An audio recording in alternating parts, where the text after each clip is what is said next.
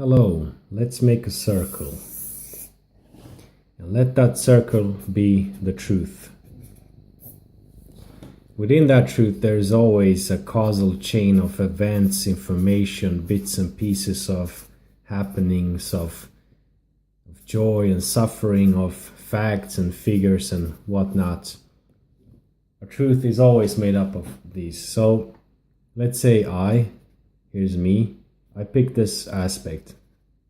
For some reason, I'm attached to this aspect. On a personal level, I prefer it. Maybe I was indoctrinated to that, who knows. And let's say somebody else picks this aspect. So, if we take this circle and make it into a plane here, you see that I, which is me here, and somebody else there,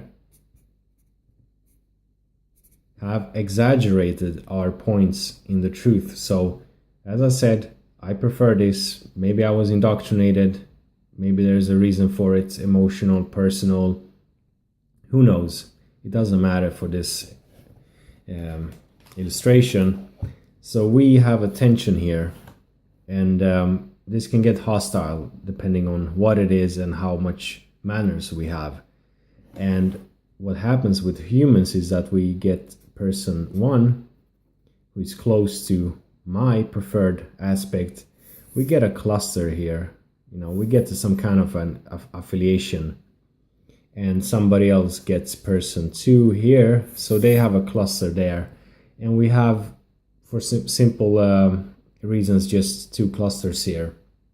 And they are in a tension over who's right and who's what. So let's say my affiliation here gets obliterated physically or by arguments. Doesn't matter.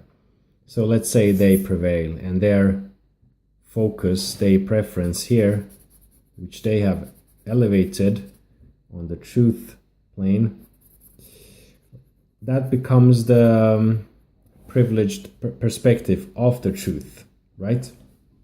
Now, meanwhile, there's always one truth.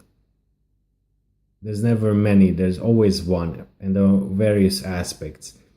And we are all, me and somebody else, are always in the same truth, but we might focus on various aspects of it. And we have only one truth about ourselves, and that is ignorance.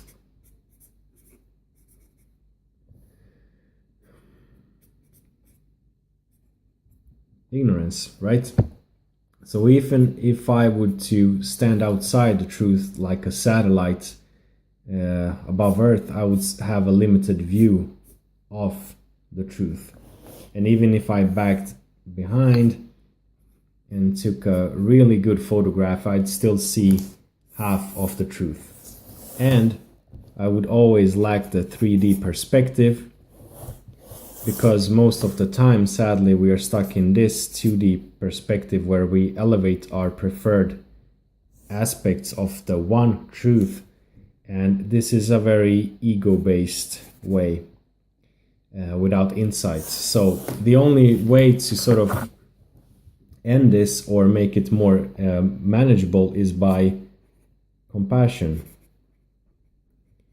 Now, this is also something that comes in a myriad various forms, but in a society, in a group, in a system where compassion exists, I and somebody else know, we are aware that we are preferring various parts of the one truth.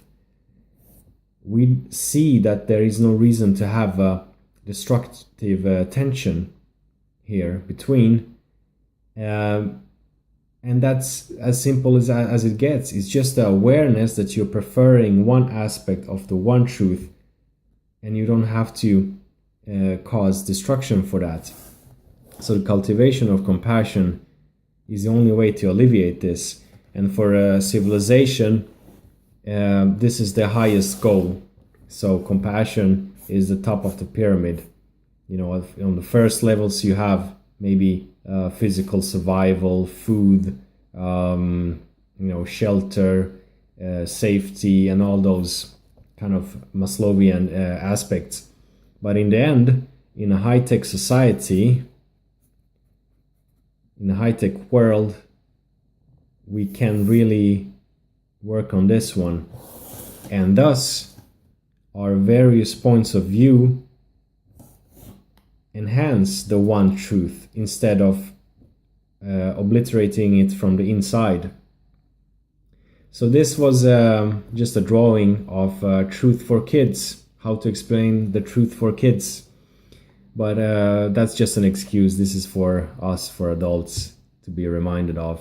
And there's only one truth, and that is our own ignorance. And if you look at this truth here, it's just one of many, so everything becomes fractal in the end.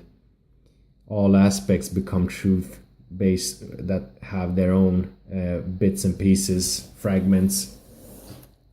The only way to become at peace with the variety of information, of everything around you on your path to the one truth, is by compassion, the top of the pyramid. So that's that. Take care and all the best. Ciao.